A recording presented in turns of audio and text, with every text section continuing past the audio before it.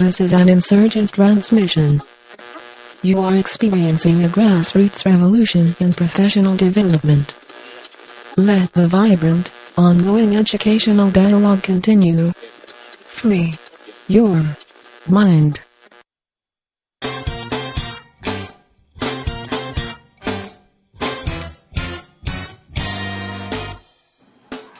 This is our second annual book club version of our Popcast. We call it a Popcast, and we're going to explain that because we've got some new people sitting around the table here today. We call it a Popcast because we are trying to make this an insurgent, grassroots form of professional development. And so it's popular. It's of the people. It's coming from the ground roots all the way up. We're trying to apply MYP terminology, IB concepts as best we can. Typically, we look at a movie and discuss it, but for the second time in our history, we are looking at a book. Jim Tallman, we're going right to you because you're the person who started this initiative. Tell us how you came up with the idea, how you chose this book, and a little bit, we'll segue then into a review of the facts of the case. Take it away. Sure. I want to, first of all, thank everybody for coming out. It's really great that we have this many people in the department that want to take so much time to involve themselves in endeavors such as this. We chose the book Devil in the Grove, which I'll get to in a moment. But last year we started this new idea of having a book club. We read a book about the American Revolution, and Bunker Hill was the title of the book. And we found that it was very successful. We learned quite a bit from the book, but more importantly, it wasn't just reading the book. It was utilizing that book in our classroom. I think in the rigmarole of daily teaching, we kind of forget sometimes that we are historians. And not just the children motivate us, but also the history motivates us. And we deal with textbooks and promises documents and things, but rarely do we actually get to deal with nonfiction reading anymore like we used to when we were younger. And I know all of us at some points in our lives, kind of want to get back to that, really learning. I would venture to guess that most of us, if we could, would be lifelong students. I'd love to get paid to be a student. So this is an opportunity for us to kind of relive the good old days of being students and learning something truly new. What's really exciting about reading books like this is you get really in depth. And I'll tell you from my own personal experiences, I feel like I'm someone that's pretty learned in the civil rights movement, American history of the 1940s, 1950s, and I thought I knew quite a bit about Thurgood Marshall, but what I found out is I knew very little. And I learned quite a bit about both the civil rights movement and Thurgood Marshall, about Florida. My mom is from this part of the world. And she's told me stories about growing up in this part of the world a little bit later than the late 40s, but it kind of surprises me just to compare what she has told me of her experiences and what I read about the experiences of these young men. So we chose Devil in the Grove. We thought it could be a book that all of us could use in any of our classes, whether it be government, geography, U.S. history, world history, economics, or whatever. So that's where we're at, and we've got 8 people in a department of 21. I think that's pretty good representation, and especially such a book like this, so long, so involved, so emotional. It's impressive that the 8 of us are here for this. Well, again, Jim, thanks to you for coming up with this idea, and if you wouldn't mind, I know you've had to talk there for kind of a long string, but if you'd add just a little bit more, give us kind of just the synopsis of what's going on in this story. Okay, well, it begins in 1949. And there's a young woman, I think she's 17, a young woman claims that she has been raped. Her boyfriend husband, Willie Paget, and her claim that 4 young African-American men had raped her with really no evidence at all. At least couldn't find it in the book, and I think the author tries to make sure that he tries to find the evidence. Three suspects are arrested. 2 of them are World War II vets, and they're thrown in jail. They are beaten. They are abused, all in hopes of getting some sort of confession from them. An early irony in the book is the head man, the guy in charge, the sheriff. He seems like a good guy initially. You think, oh, this guy's great. He's stopping the mobs from coming to the prison to get these guys. But in the end, as we're going to find, that Sheriff McCall is anything but. It's just a long list of terrible situations that these men are put into. They get representation from the NAACP. It's hard to get good representation down there. The NAACP can't find lawyers that have passed the bar in Florida because the state of Florida is doing anything and everything within their power to not give these young men the defense that they deserve. It's truly a tragic story about this investigation, about how all the cards are stacked against these young men, and it truly throughout is a depressing story of how Thurgood Marshall, who is the catalyst of change here in the book, is really almost fighting an uphill battle that never ends. It's very nice. Thanks for getting that started. You talked about it being depressing. I read a review of the book, and they used this quote. They said, "It is a stunning, unsettling read. It raises as many questions as it answers." And that issue of questions that are going to come up, that's a very MYP, inquiry-directed thing for us. Well, let's also mention something. You said it happens in 1949. Obviously, the history of the case, it's going to go beyond that, but the initial event happens in 1949. Read a thing, found this online, and it says about 1949, after many years of misery through the Depression and World War II, post-war prosperity is starting to get underway, with companies now able to supply the cars, televisions, and the other goods demanded in a consumer society. Eston, you looked at some things about 1949. What's the world like in 1949? A lot of this stuff is like early beginning Cold War, pretty much throughout the entire year. So like January, you get the Communist forces of China entering Beijing for the first time, and then later in October, you have the People's Republic of China becoming like official. You have NATO forming, you have East and West Germany, you have the Berlin blockade ending, you have Alger Hiss, you have people even like Helen Keller who are named in FBI reports as being communists, which again seems crazy to us, but at the time Helen Keller is a communist. I think there's no doubt about that. Thank you, sir. But even Cold War things like space, we sent our first monkey into space that year, which I thought was fun. And then just, again, like everything's Cold War, but just kind of more stuff really in the book. Joe Lewis, who's a guy in the book, retires, which just tied into there. And that's, really, that's about it. That's not about it, but... Mention a couple other things on that point. Jackie Robinson is the National League MVP that year. Locally, WTTV, which just turned into a CBS affiliate, that was their first broadcast in 1949, and Mitch Daniels was born in 1949. Did you see that speaking of Indianapolis, the last 6 survivors of the Civil War met in Indianapolis during that? How interesting. Yeah. It's interesting to me that all these, this list that Eston just went through are all kind of Cold War related. And the Civil Rights Movement is very much tied in with the politics of the Cold War because it was so embarrassing for us to have, what was going on in the South. And so, I think that we tend to come back to the Cold War a lot when we have these discussions because, obviously it lasted for a long time. But I think in this particularly, the Civil Rights Movement is very closely tied to Cold War politics and, how, our leaders kind of interacted internationally with others. I like that point, and it quotes in the book the Soviet Foreign Secretary speaking at the United Nations, and he says about this case, exactly, this is what human rights means in the United States. This is the American way of life. I found that shocking, too, in doing some outside reading, that the Soviets used this particular case, the 31 case prior, to use as propaganda against Americans. So I think, very interesting. They're paying attention to us. It really informed a lot of what every Cold War president had in the back of his mind as he dealt with the Russians was, and there are recordings, I know of JFK talking to civil rights leaders going, can you tamp this down there so that it doesn't make us look so bad? Yeah, that's great. Well, we need to get the major characters, the major players who are involved in this storyline. Mr. Gouldy, if you would start us off. Thurgood Marshall.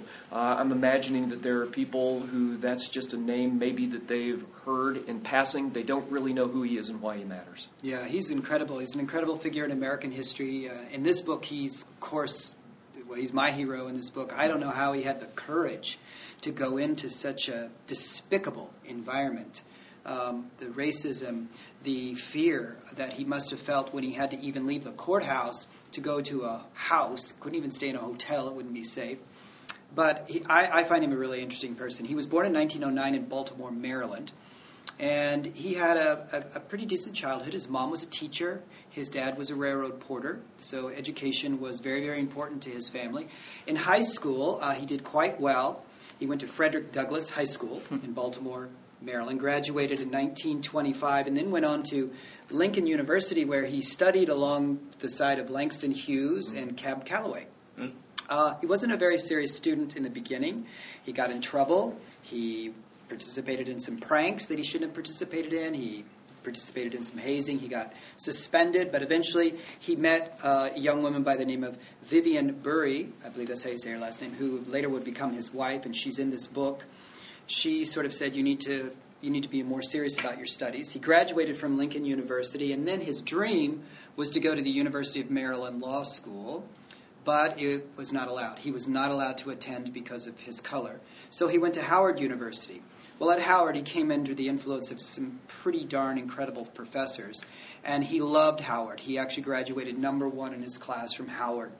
He was hired at the NAACP in 1934 and would have a very, very long association with that organization, of course. He ended up arguing 29 cases before the U.S. Supreme Court and won most of them. The very first one he won was when he was 32 years old in 1940, about a case in Florida involving a similar kind of a situation for African-American males who were wrongly charged, in this case of the murder of a white male, an older white man. And very similar case, the defendants were tortured. There were a lot of shenanigans that went on with the white establishment there. But he won the case, and so very, very impressive. President Lyndon Johnson would later appoint him to the Supreme Court in 1967. Of course, he was the first African American to ever serve on the Supreme Court. He aligned himself with the liberal side of the bench and remained until 1991. He retired then. President George H.W. Bush replaced him with Clarence Thomas, who is still on the Supreme Court. So Thurgood Marshall died 2 years later in 1993. He received many accolades and many awards in the latter part of his life, and very much deserved, because when I read about the case in Oklahoma and I read about these cases in the South, and I don't know how he got on that train and got off that train in those places, because I don't know that I could have done that. To me, he was a true American hero to stand up to such injustice and evil. You have said not only that he's a hero, but you used the phrase he was your hero in this book. And I'd like to use that for the emphasis on perspective, because the fact is there would be people who would read this story who would think he's anything but a hero. And Jim brought up the thing about the sheriff, Willis McCall. There would be those who would say he's the hero. So perspective, I think, is going to be an interesting thing for us to investigate. Bob Mobley, would you tell us about Willis McCall? Willis McCall. If you were to look up the definition in the dictionary of the Klan-affiliated racist Southern sheriff, I think there's a picture of Willis McCall. Jim said earlier that initially he looks like the guy who's standing between the mob and the accused. And I think it's interesting how the author kind of peels back the layers of Willis McCall, because initially there's trouble at the jail where he holds the mob back. He's standing for law and order. When he first gets the radio call, there's trouble in the county, and he knows that this means trouble in the county.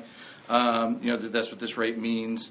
And then I think an interesting point early is that when the deputy brings the two accused young men in the car, the way the author describes it is he walks around and he looks in the car and sees the two young men in the car down on the floorboards. Later in the book, when it's told from their point of view, he beats them. Mm-hmm. So it's the same story, except that he beats them. And perspective again. It's perspective again. I think it's interesting that the author does this in many cases where he tells the same story from at least two different points of view.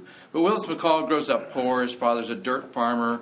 I think it's clear that Willis McCall wants to be more than that. He, at a young age, I think he acquires some dairy cows and has some success in the dairy business.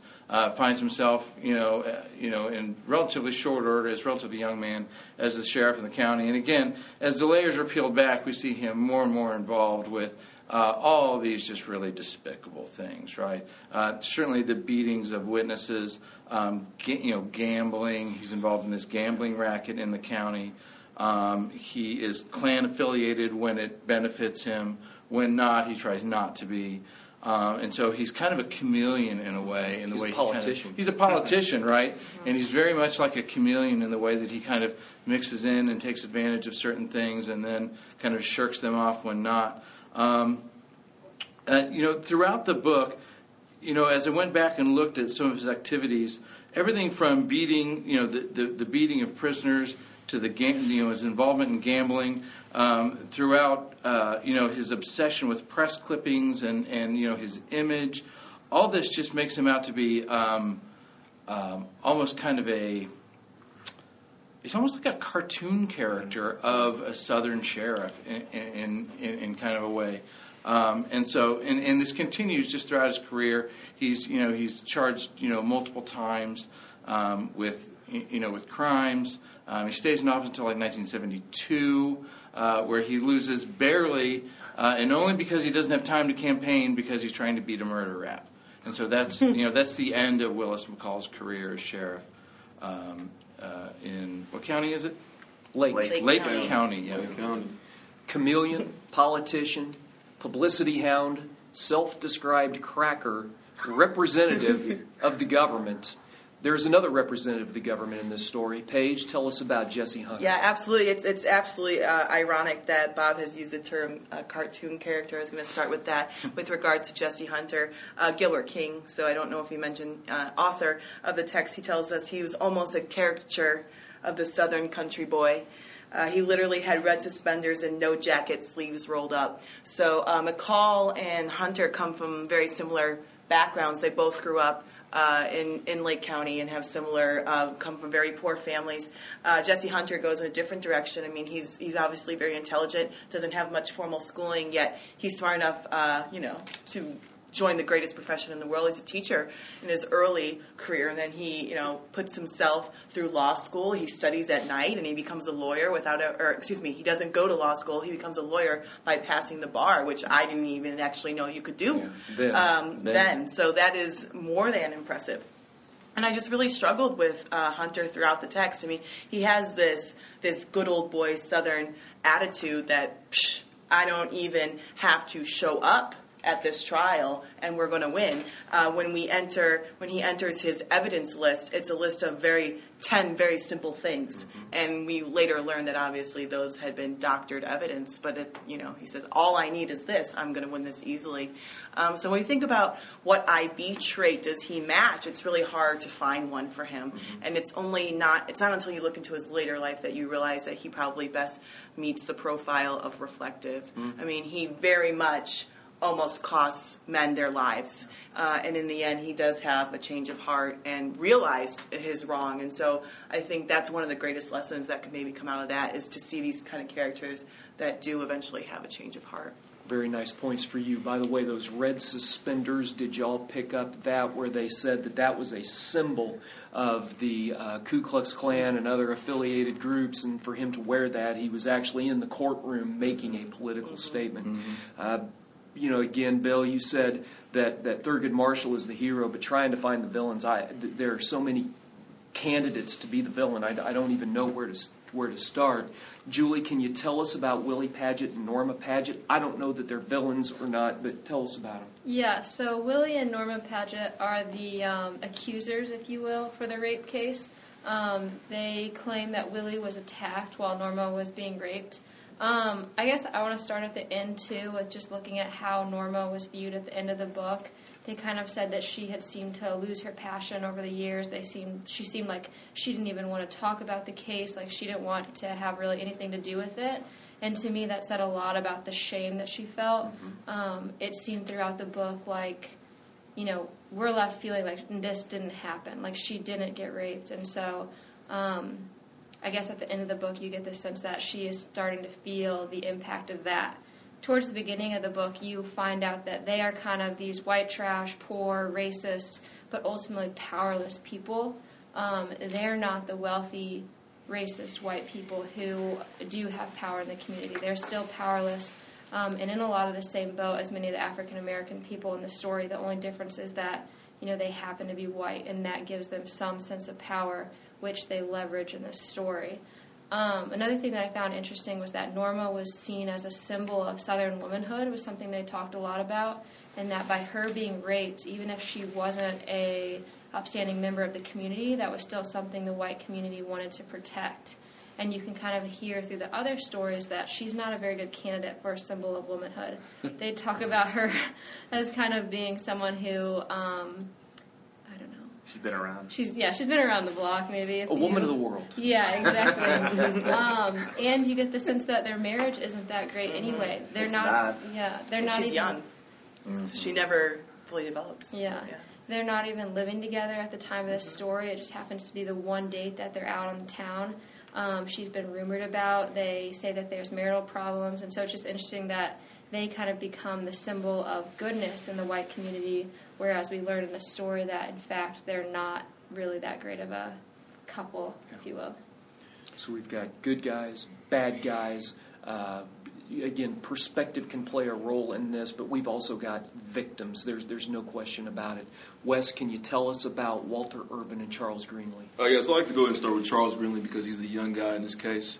We are high school teachers, so I see a lot of Charles Greenlees in my passing from day to day. Charles Greenlee, man, 16-year-old guy from Florida, in a sense, very uneducated, which I think is common for African Americans at this time. But hopeful. I think at the time he was looking for a new job in Lake County. Him and one of his friends decided they were actually going to start their journey into manhood by leaving home. Turns out the same night he decides he's going to start this journey. Norma Paget is in a sense raped. We know that was false, but the story gets out, and before you know it, every black male in this I don't know what the radius is, but in this area. Is now going to be tried for this rape case just due to the color of their skin and due to the fact of protecting white Southern womanhood. And here you have Charles Greenlee. I think Charles Greenlee is, in my opinion, is a hero because Charles Greenlee is able to get off this case due to the fact of just staying true to who he is.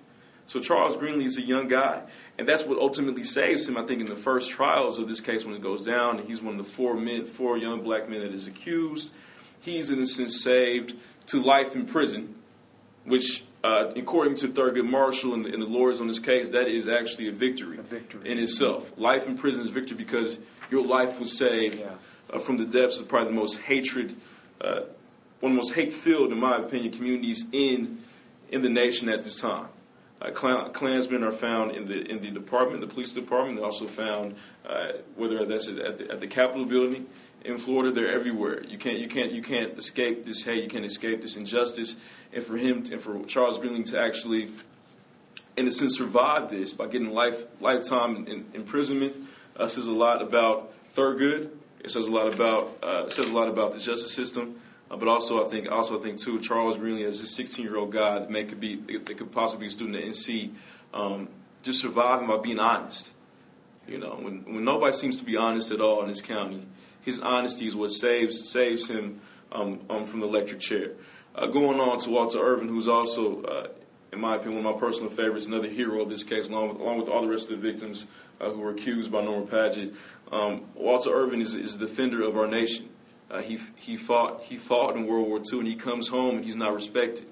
He wears his jacket, he wears his colors around town, and people can't stand it. It's almost like they can't stand the fact that this young man is successful.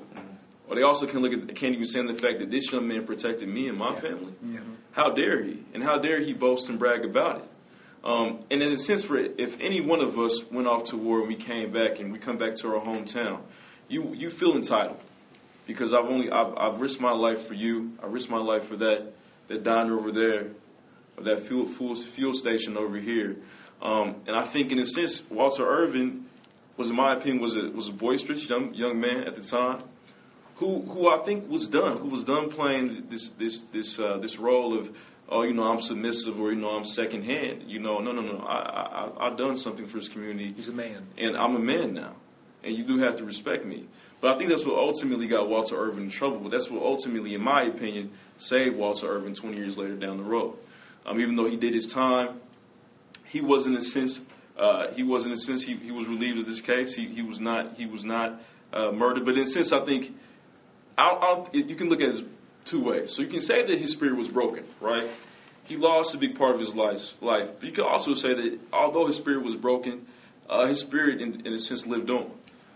I think the biggest thing that made Walter Irvin one of the heroes in this book, aside Thurgood Marshall, aside the lawyers who worked tirelessly on this case, was that he decided to be a man when I don't think a lot of us could have done what he done. When they said, you know what, you can either go to an electric chair. The state gave him the option: you can go to an electric chair, or you can just, if you plead guilty, we'll give you life imprisonment along with Charles Greenlee. And Walter Irvin decided, you know what, I'm going to try to beat this case on my own with my honesty. I think that said a lot about who Walter Irvin was after he was shot, almost murdered by Sheriff McCall. Yes. I thought that was, if you don't mind me, I thought that was one of the just most powerful moments in the book when they offer him that plea bargain, and he starts to say that he's guilty, and Marshall says he wants him to understand what he's pleading guilty to, and he says that you raped that woman. Yeah. And he stops, and he's like, no, I'm not going to admit to that. And so that certainly says a lot about his character, for sure. It does. You know, one of the things we're called to do is come up with these statements of inquiry in the MYP context. And so, Wes, actually, based upon what you said, I just thought of this. A statement of inquiry for me would be, honesty can both condemn you and save you. And Bob, you spoke to that, but as a theme for this book, that works pretty well for me. In fact, let me issue a challenge to you all. Let's talk theme of the book. I want a lightning round here. I want one word that is the theme of the book to you. And either I can go first or I'll go last if you want some time to think. You want me to give mine? Yes. I'm stealing from Julie. I'm going to use the word shame. The theme of this book to me is shame. I'm ashamed that this is the history of the United States. The people in the book, almost every single one of them, not Willis McCall, but almost every single one of them end up being ashamed of what they experience in this. I say shame. Jim Tallman, what's your word? I'm going to contrast that with courage. Tell us about it. Well, courage in the light of shame. Courage in the light of what is bringing shame to our nation's history. I'm not going to focus on the sheriff and the KKK, which dominates the themes of this book. I'm going to focus on the men that were willing to put everything on the line to change that. We have martyrs here. We have martyrs. Whether or not these men that were put in jail died in jail, even though they may have survived, they're still martyrs because they made the decision, they made the choice, they were willing to die for what they believe in. And I think in society today, martyrdom is something that has disappeared, and I think this is a positive example of the true power of belief and courage and martyrdom. Eston, give us a word. I'm going to go with justice, but only as far as, not that they were necessarily seeing justice, but you see the opposite of justice and what justice should be throughout the whole thing. Like when he says a life sentence is basically a win, that's not justice, but you can see what justice should look like if you look at that. I like that. Paige. I would say sheepish. I think it's sheepish on the account of the Supreme Court. I think that it is without doubt the most powerful branch of government we have in this country, and I think that perhaps if we think this as Marshall being a catalyst for change, which I really, really like that phrase, I think the Supreme Court could have made a lot of changes and avoided a lot of history that we saw in the 50s and 60s if perhaps they had taken a stand in 49, and we would have avoided a lot of stuff. Bill Gouldy. I know I'm copying, but I'm going to keep with justice because I agree with you on so many levels. I think the author did a beautiful job of bringing justice to this case because I was sort of embarrassed by how little I knew about this case, and it really brought it to life. Of course, I was like you. I was outraged, and I'm furious that these people were never held accountable, but now they have.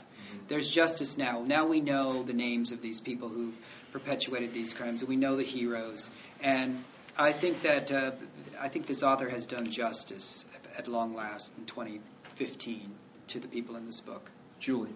I'm going to pick truth because I feel like there's a good portion of the book talking about what had really happened, looking at evidence and things like that. Especially if you look at the deputy, James Yates, he was the one who supposedly had all this like CSI you're supposed to be able to find the truth with actual scientific evidence, but it was just so funny, or not funny, but interesting how he was able to make that work for his good and not for what was actually true. And then it was like the NAACP, they were able to bring down people who could find the real truth, and the author even looked more at it again from, a hindsight perspective, if you will. Thank you, Wes. I'm going to go with strength. I think that's a big part about it. And strength on both sides of the entire case. With Willis McCall, his strength to continue to do what he was doing, right, sticking to his guns, always being that politician. When it seemed like his world was crashing down, some way, somehow, he got out of it. And that takes strength as a man. Also, too, Jesse Hunter. Jesse Hunter, in my opinion, is also one of the strongest men in this book, because at one point he realizes how wrong everything is going. Yeah. I'm sorry, I can't talk. You're good. And then all of a sudden, he still sticks to his culture, his Southern culture, right? He goes back to that and says, you know what, I couldn't do it. I couldn't be this guy of great change. I think it was a state case, and once again, Walter Irvin, they lost again. It was Jesse Hunter's fault. But he realized, you know what, what's more important to me as a man, in his mind, was his family, his culture, his community. That's who he stood behind. I think that takes a lot of strength, even when you know what you're doing is wrong. Perspective again for you. Yes. And that's it. I'll go with those. I'll go with that. Thank you, Bob. I think if I were to choose a word, I would say reform. I think that if Marshall is the hero of this story, and I think he probably is, there are other heroes, but he's the hero of the story. When you look at how they go about selecting cases, they want to have the maximum impact on social reform. When the NAACP looks at what cases they want to take, they want to have maximum impact on social reform, and so I think that when they come to Lake County to take on this case, they want to set a precedent, and so I think reform is the word for me. Great. There are many heroes in the story, but Thurgood Marshall is the hero. Paige, earlier you applied the IB Learner profile to Jesse Hunter. Let's do the same thing with Thurgood Marshall. And Paige, do it. Give me a IB Learner profile for Thurgood Marshall. Just choose one. There's many that you could do. I think the obvious choice would probably be risk taker in this context. He is riding that train down to the south, and I think I think what I forget a lot in this is that we're in Florida, and I seem to think that Florida is somehow immune to all of this. It's not the South. To me. It doesn't. When I think Florida, I don't think South. I think Mississippi is. The South. When you hear these stories, it's Georgia, it's Mississippi, right? And you're like, wow, this guy. He's a risk taker. He's riding that train down the south by himself. So that's, I think, the obvious one. Before we move on, that point about Florida is really good. In my mind, Florida is Fort Lauderdale, it's Disney World, and I'm not thinking about it. I'm not thinking about it as being the South until What's that old saying? The further north you go, the further south you get. In Florida, and it's. I think that's a good point. That is the phrase. Let's let freestyle here. Anybody who wants to apply a IB Learner profile character trait to Thurgood Marshall. Can we almost say anyone besides balanced? Because it seems like, to me, you look at his personal life, the relationship between him and his wife. They have they can't have kids thing, and that's one thing. But he also seems to sacrifice almost his entire marriage for the job, which to me, and his health, sacrifices his health. I wouldn't give. I would definitely quit this job before I give up. Hi, dear. But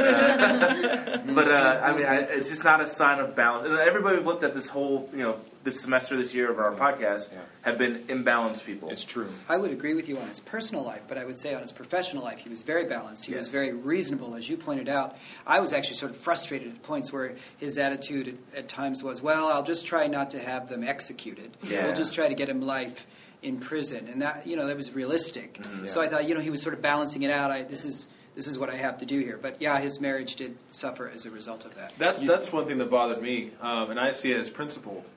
Because, and I think Bobby said it earlier, he only wanted to take cases that could be game changers. Yeah. So to me, I kind of felt like, he cared about the men, but I felt he cared more about the case.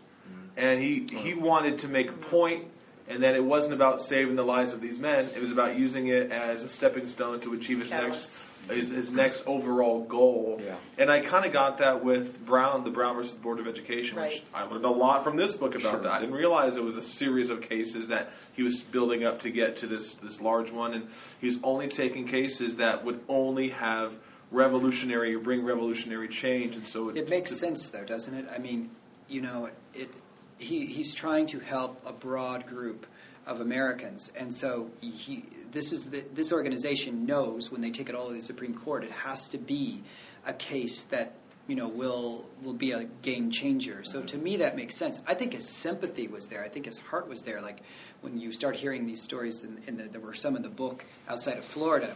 It made me want to. I wish he could be cloned. He could go help everyone. Yeah. I loved it how whenever he came to town, people were like, Mr. Marshall's here. It was almost like Moses was here. He's here to save us. And he's really. Oh, Go ahead. No, you. Okay. I also thought that, you said, he wants cases to be a game changer. And I wasn't familiar with this case, but to me, this sounds like hundreds of cases that happen in the South. And it wasn't this particular one. So he takes this one to represent all of those. This is a common story of the black man raping the white woman. He also kind of seems like he's like the home run hitter for the NAACP. Like, That's a good let point. these other guys, hit singles, hit doubles. Let's get us in position, and I'm going to knock this one out of the park. And Paige, you said this was a lot like many other cases. I don't know if this is kind of weird. As I was reading the book, like the background music to Mississippi Burning kept playing in the back of my head, like the scene where the three civil rights workers are driving down, and then the police car comes behind them at the beginning of the movie. Then that background music that was playing in my head like half the time. It's like playing in my head now. I thought that was unbelievably scary. Sure. To be stopped like that. I would have hit that gas too. Yeah. I think that there are multiple times in this book where you had this kind of you are there experience. You really feel like steeped in the South, especially if you're reading late at night. And and this is happening, and it also kind of reminds me of kind of the transition. And this is getting off topic a little bit. As Marshall and others are traveling into the South, they're almost traveling to another planet, right? Yes. And they have to change cars on the on the train and all these different things that happen. And you realize like the courage that they had to go down south like this and kind of just be steeped in this culture where the most prominent civil rights lawyer in the country, once the trial's over, they got to get out of there, right? And they got to sneak and they got to run. And I think that when I was reading that late at night, in my house, I really felt like I was there. And I think that's one of the great things about this book is how it gave you this kind of you are there experience. Give it up for Gilbert King, the author, who actually can do that in a nonfiction context. That's not that common, to actually be able to paint the scene in such a way, such a visceral way that you can feel it. He reminds me a lot. There's an author, and I'd recommend to everybody. He's a fiction writer, and he writes ostensibly about a private detective, but it's really not a mystery series, and the author's name is Walter Mosley.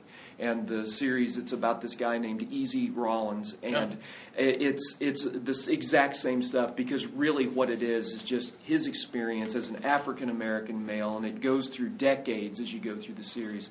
And as I read it, even from my privileged white point of view, as I read it, I'm like, wow, I actually am getting my adrenaline up. Jim, go ahead. That's fine. Go ahead. And a great film, by the way, Yeah. with Denzel Washington. Yeah, Devil in the Blue Dress. Devil in the Blue Dress. Yes. Yeah. Thurgood Marshall was an amazing person, but I also can see why you could also be a little angry with him. I think it's harder to be a citizen of Lake County, a black man of Lake County, than have this hot shot, in a sense, hero, right? Who goes home for months and he's doing all right. He's from the north. He can leave. He can get on that airplane. The minute he's done doing what he's doing, and he comes in there and he's the one that's got to save you. But you can't, just because where you are, you can't save yourself. And I feel like I could see how a lot of people, maybe even a lot of black people during this time period, were angry with those NAACP guys who are always coming around and trying to get into your pocket, right? Yeah. Or trying to get you to donate here and donate this. And it may be hard to see the bigger picture at the end. You get the Brown versus Board of Education, other things that have happened that have been passed down. But it's hard to look. Sometimes it's hard to look past the moment. And if you live in that moment, I don't know if I would be. I think that's a reflect. It reminds me of the carpetbaggers, right, during the Reconstruction, is that they do have the ability to leave, and to be stuck in Lake County must be horrid for these people. Well, and just think of the the local family. The bomb was planted in their Right. house. I mean, you're right. They couldn't go anywhere. They lived there in Florida, and so I definitely get what you're talking about. Gilbert King didn't address as much of what you're talking about. I can definitely see where you're coming from. I got the sense that people were just so relieved, like Washington is here, Baltimore's here, New York is here, whatever, and we're not alone. But you're right; those people on the ground who, once he left, there was no one. There was no federal protection. That was maddening as well. And McCall's not really ultimately doing anything to prevent it either. Absolutely. No, he's murdering people. Yeah. All right, Julie, go ahead. Well, the one thing that Mr. Goldie kind of made me think of was that when the news reporters came down, that was the one kind of protection they did have, is that, if something went down, at least the national, or the whole nation, I guess, would know about it. Before then, it was like, there'd be bombs, there would be attacks, whatever, no one would know. But once the reporters come down, they almost become people who help as well, even if that's not necessarily their goal. But because they're there getting the word out, it seems like that also pushes the movement for the people there. Look at the role of the press today. If you look at Ferguson, if you look at Trayvon Martin, and I know that we can't say completely good things about the role of the press, but that transparency, that bringing it to light, I think that's changed a lot from what's happening at this time in this book. Gilbert King, in a interview, said, Marshall is the founding father of the new America. He goes that far. Marshall is the founding father of the new America. Well, what do you think about that statement? Can we go that far? I think you can, because what the NAACP figured out was, we'll use the courts to get change, because there's no way we're going to change these white Southerners right now, but we will force them legally to do it. And it was a brilliant strategy, and it worked. And that was just the beginning, the catalyst, which then paves the way, I think, for a lot of the civil rights movement, et cetera, which is on the horizon. I kind of went in a different direction. I actually said Dwight Eisenhower. Okay. And the reason is because Marshall went to the courts, and the courts made the decisions, and still nothing happened. Right. Yeah. And it took someone in a position of power. He's obviously not the poster boy for civil rights and He's equality. not bad. He's not bad. But it took someone with a position of power. Yes, but he had to support enforce the the court rule. That's his job as the president. Right. But he could have chosen not. He could have chosen not to, but do that would it. be a violation of the Constitution. Thankfully, you're right. He did do his job. Interesting. It's interesting that you say violation of the Constitution. It's kind of unclear on that. The idea of enforcing it by saying, well, this is what I've chosen to do, which isn't much, that's kind of gone unchallenged through history. That's a very good point. And you couldn't argue that. The schools certainly do not desegregate right after Brown v. Board. Eventually Eisenhower is going to start to do it. And I think later in the future we'll see LBJ in terms of this new America. And that's the person I sort of thought of when I thought of a founder of I America. did too. I said LBJ. Mm-hmm. I'd say Bobby Kennedy. Yeah, that's a good one too. Wes, go ahead. It's sometimes it's hard for me to say that politicians are the true founders of this new America due to the fact that they're politicians. Yep. So I think Dwight Eisenhower he was forced into make his decision because things were getting out of hand. So he finally had to say something, right? Mm-hmm. Just like Lyndon B. Johnson, these guys were forced to make decisions by people on the ground, such as other civil rights greats, Martin Luther King, Malcolm X. Even though his approach was different, Thurgood Marshall, they come in and they're demanding their voice to be heard, right? If their voice, I do believe that I do believe that it's up to the law to make changes for the betterment of our people. It's up to the law to make things happen, and those are the ones that you set the law, and somebody crosses the law, and somebody doesn't abide by it, then you finally got this consequence, right? So now you've got to do what we're asking you to do. You've got to treat people equally, but. I just can't give it up to those politicians. That's fine. Jumping forward, we have a question or a comment or statement that says equality cannot be legislated. And I would agree with that. You say you have to change the laws, and that is what makes you treat people right. But that's not equality to me, right? Like if it says you'll treat this person well, or you're going to be punished, that's not equality. Equality is I'm going to treat this person well because I see that this is a person and they deserve to be treated well. Now, what I'll say though is that the legislation is like the first step, right? Because anything that comes from the top down, I think we've all seen that it doesn't really work very well. But let's say we pass a law today. It might not change my view or your view, but my kids, their kids, their kids, their kids, when they live in that world where they've never known anything different, that's when you get really equality. You have to start somewhere. Yeah. I think that legislation can also be the last step. I think oftentimes these politicians are following the wave, right? They follow the wave of grassroots. And so you think of something like gay marriage. That's something that is, I mean, you've got policymakers really kind of following the public wave that's in favor of gay marriage. Same thing with civil rights. I think that the politicians, I think Wes is right, it's hard to give it up to politicians when oftentimes they're following the social change, sometimes a couple of years behind. And I'm thinking about, the film Selma just came out, and, we just had the big anniversary. It was the people who marched across that bridge who changed America. And there's been some criticism of how Johnson was portrayed in that film. They were the catalyst. They were the people who got that discussion started, I think. And so I agree with Wes that oftentimes it's the people on the ground. And it's the people like Thurgood Marshall who come in and help the folks on the ground, and then the politicians take it from there. But I think we have to think about what you said in the very beginning about these people who live in that county, these young men who were falsely charged and how they kept their dignity through all of that. They were role models. This is a great discussion. Let's crystallize it a little bit. And actually, earlier in the podcast page, you said that the legislative branch, the judicial branch, you thought was the most important branch of government. I'd like to hear what others have to say about that. Let's throw that out for a moment. Is it true? Is the judicial branch the most important branch of government? At least the most powerful. Most powerful. Most powerful. It's the least. It flies under the radar. Like, you said the president. Like, oh, Barack Obama's the president. You say the Senate, oh, I know who at least maybe one senator is. I can picture this big room, and they're on TV, but you never see the justices, hardly ever. So I think they definitely fly below the radar. Agree with her or disagree with her?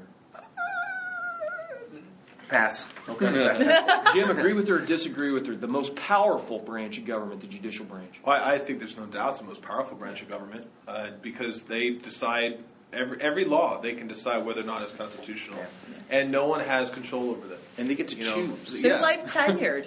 Right. It's just, they pick and choose what cases they come get to choose. I completely agree with that. Anybody want to disagree with this statement? Judicial branch, most powerful? I'll say they at least make the most permanent, in air quotes, change.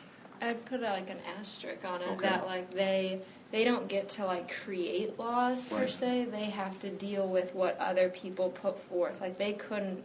Like, if no one else wanted to make gay marriage legal, they couldn't go and do that. They would have to wait for someone else to do that. And to me, that's... I mean, they changed the way that the Constitution's interpreted. Yeah, that's big. Thurgood Marshall is a guest on your late-night interview television program. You get to ask him a question. What would you want to know from this man? Well, number one, I want to know why he chose Alpha Phi Alpha. That's the same fraternity I'm in, so I know we have a connection there. I actually want to know all about that. And I think, too, it says a lot about who he is as a person. I feel like from early on, different things that they talked about how he had a train set. Train set is something that's very near and dear to our fraternity. And when I first saw that, I said, oh man, he was interested in these trains. I'm like, and he's taking this train to change. And I feel like the train was definitely something that's important, the catalyst to the survival of our fraternity, and to know that Thurgood Marshall had his connection with trains at an early age, and he even took trains to make change for America. I wouldn't look past that. His dad was a porter. Yeah, right. It's amazing how that all played out, and also too, what does it mean? Like, what does it mean to be confident? I feel like I have this idea of what confidence means, but his confidence was on a whole nother level. So I want to know his version. What is confidence to you? And those would be the two questions. But before we go on with that, you talked about the trains. This is the first line from the prologue, and I said that this guy's writing to me is just so good. He says, Gilbert King, about Thurgood Marshall. All his life, it seemed, he'd been staring out the windows of trains rumbling toward the unknown. Again, he was seated in the Jim Crow coach, hitched directly behind the engines, where the heavy heat bore the smell of diesel. That's really well written. Yeah. Let's get other questions for Thurgood Marshall. What do we want to know from him? First thing I would do is I would have a whole segment where he just talks about bourbon, I think. Yeah. And which is the best ones and why. Maybe get him a few in. And what I really want to know is like the stories from that place. Was it the 409 where he lived? In Harlem with all just the other, What Joe Louis was there, a bunch of other just really famous, and Langston Hughes. Just like there's got to be some stories to tell. So get a few bourbons in and let's talk about that because I think that'd be interesting. Other questions? I'd like to ask him, how did you find the courage? Where did you draw from? How did you do it? Time after time, your life was always in danger. How did you do it? How did you do it? I don't know. Maybe I'd like to know. There are people like him. We talked about his personal life earlier, and there sometimes seems to be like a correlation between these people like him who are these game changers, risk takers. They bring about all this change, but they're also really risky in their personal life. Makes sense. Yeah, I will tell you, I didn't follow up with this, but his first wife died in 1955. He remarried, had a very nice second marriage, and actually had children by his second wife. So maybe in the second half, I mean, we didn't cover that in the book, but maybe he found some balance and all Perhaps, that. Yeah, I thought it was interesting. Well, because Essen had said earlier that that a lot of people that you've visited this semester are not very balanced. I think history is written by the unbalanced.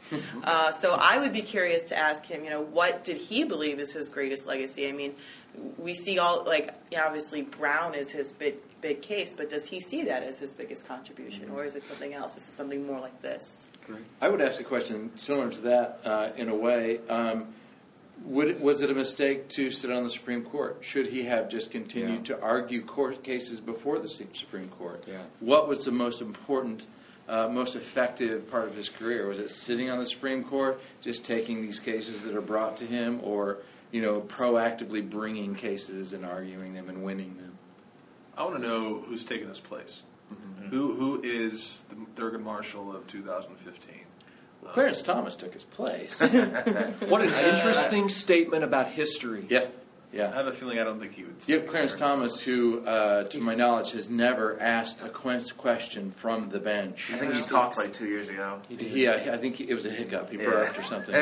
And so, I mean, what an interesting replacement for Thurgood Marshall. Well, talk about replacement anyways. Like, who are the actual civil rights leaders today?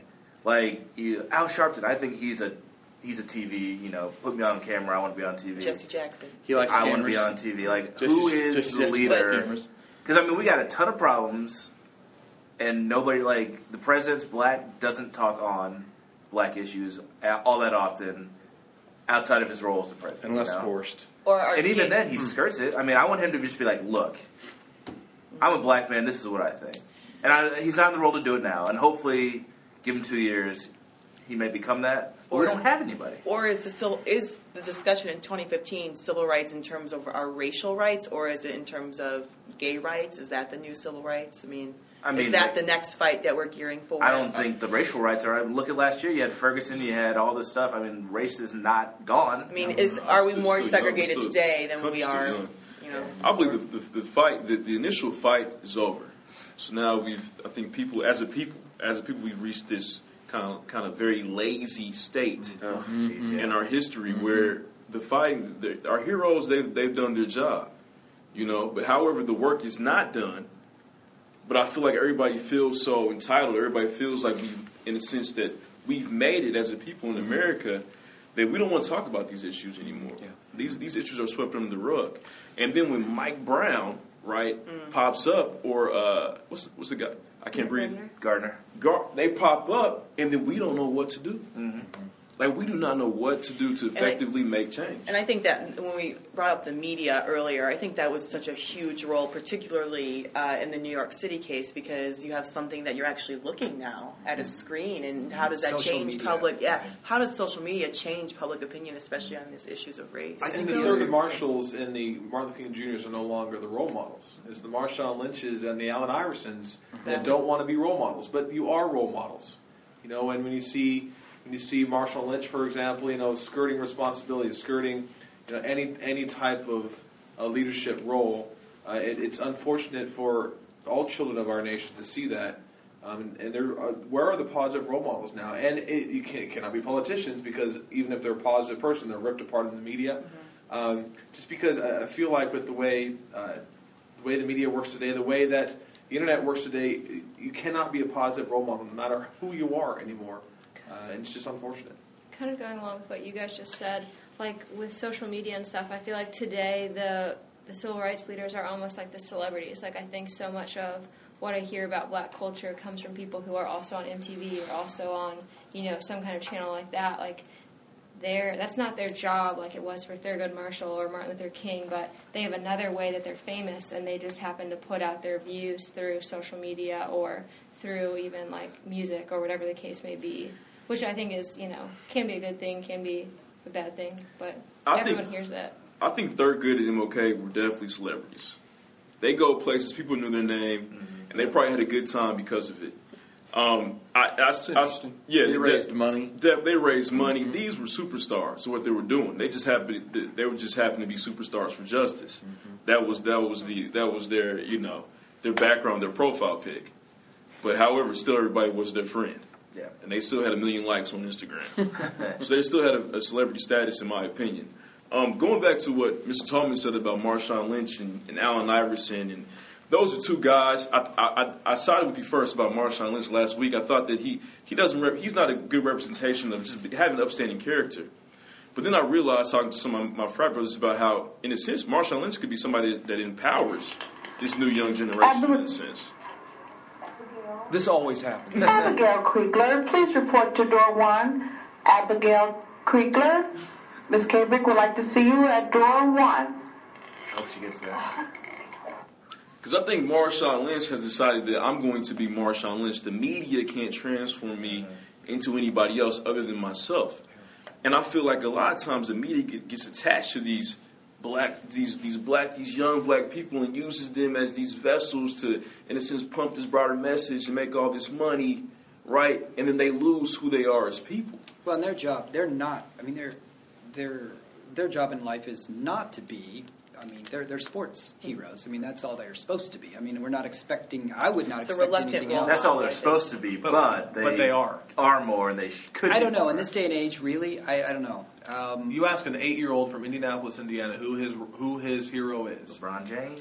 Exactly. I think if you asked the 8-year-old in 1949, it would have been whoever Jackie Robinson. baseball. That hasn't changed. Except how much we see of them has changed.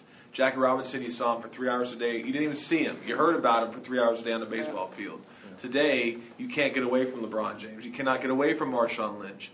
And so I guess I just think it's unfair that we would have to put them on some kind of a special pedestal just because they're famous sports stars. Really, I think the real question is kind of going back to what you were talking about is, well, who are the people out there in the trenches who are advocating? Who are the people out there besides some of the folks that maybe Al Sharpton or whoever? I know they're out there. Maybe they're just not getting the media attention. They're here. They're working in the trenches. They're doing community organizing. They're doing some pretty incredible stuff.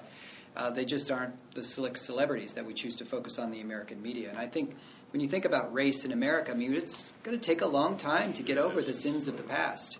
This just can't happen overnight. It's funny you bring up nice the if it did. You bring up the community organizer. Remember when Barack Obama ran for president? Oh, he's just a community organizer. They made fun of him. Yeah. They made fun of him for that.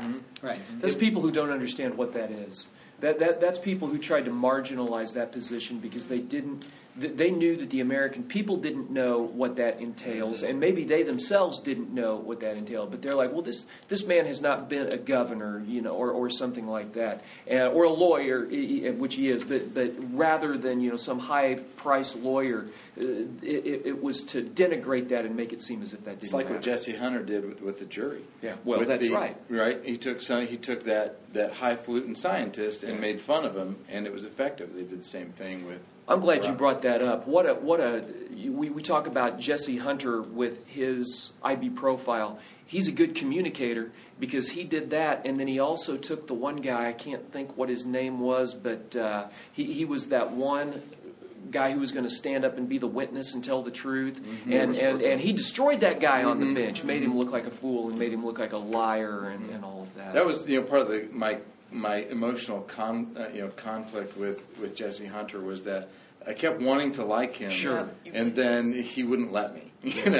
I mean, ultimately he did, but I really went back and forth with that guy. What did you guys think of the small town newspaper editor? She started out very interesting too. Like at first you don't like her. Mm-hmm. She's very status quo. She's representing sort of the typical, but then she has a change over time, and she actually really has a dramatic change. I thought she turned out to be a really interesting person at the end of the book. Changed by this event. Mm-hmm. Yeah, very good point. And admired, Everybody changes, or most of the people change. Willis McCall does not change. No. He got away with murder. Willis McCall never changed. That's what I'm saying. He never changed. I mean, right up to keeping those Platt children out of school. Yeah, I read that. His throughout his longevity in office, he is never deterred by any of this. In fact, he wrote a book in his later life Are you ready for the title? Tell us. The Wisdom of Willis McCall. And I'm sure there are people, and that's why I loved said it. there are people who Willis McCall Yeah. would be the hero of Yeah. this book. Yeah. It's absolutely. Yeah. I think that's a great. Can you get that on Amazon? Can that be our next book? 99 cents. Speaking of next book, I thought this was very timely that we had this discussion since Harper Lee just came out with the fact that there's going to be a sequel. Not a bad way for us to finish up. Yeah. Or perhaps that.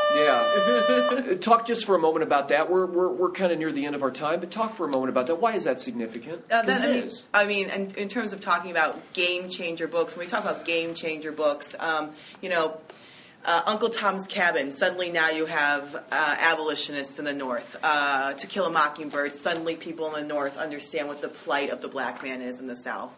And I think that was a game changer book for a lot of kids growing up. And I think the fact that there can be a sequel, the fact that we find out about these characters is tremendously exciting. And I'm very much looking forward to it. As a caveat, my cat's name is Finch. He is named for Atticus Finch. So you have skin in this game. I do. Unbiased. I do. We're near the end of our time, but let's take closing thoughts. We could go on and on. We could have done 3 hours on this podcast. Wesley, go ahead. Closing thoughts. The true heroes in our community, true heroes in our society, you don't ever see them. They're teachers in the community, they're pastors, they're priests, they're that fireman that helps you out, that guy that helps you out at the gas station, you don't have enough money, from the grocery store. Those are the true heroes. Society speaking, America has it all messed up, right? We celebrate these people that aren't good people, right? And very seldom do we celebrate the people that really do all the hard work, that really truly try to change the community, try to change young minds to better them. I want to say that. One last statement. Justice always wins. Somehow, some way, maybe it takes years, maybe it takes centuries, but somehow, some way, justice always shows its face. Thank you. Justice is slow. Any other closing thoughts from anybody? I would agree with Wes. I think he stated it beautifully there. Justice prevailed. Willis McCall, we have your number. And Charles Greenlee, Walter Irvin, thankfully we now know about these formerly anonymous men. Thanks, everybody. We'll do it again.